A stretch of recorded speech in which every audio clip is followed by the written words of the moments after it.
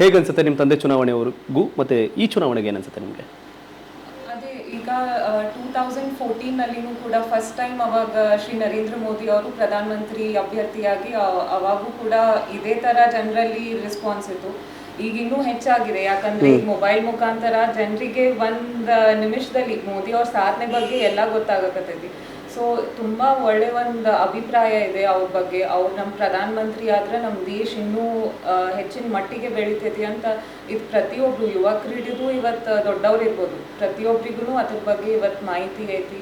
ಆಮೇಲೆ ಜಗದೀಶ್ ಶೆಟ್ಟರ್ ಸರ್ ಬಗ್ಗೆನೂ ಕೂಡ ಒಳ್ಳೆ ಅಭಿಪ್ರಾಯ ಐತಿ, ಯಾಕಂದ್ರೆ ಅವ್ರು ಮಾಜಿ ಮುಖ್ಯಮಂತ್ರಿ ಇದ್ದರು. ಆಮೇಲೆ ಬೆಳಗಾವಿ ಜಿಲ್ಲೆ ಜೊತೆ ಅವ್ರದ್ದು ಒಂದು ಒಡನಾಟ ಇತ್ತು.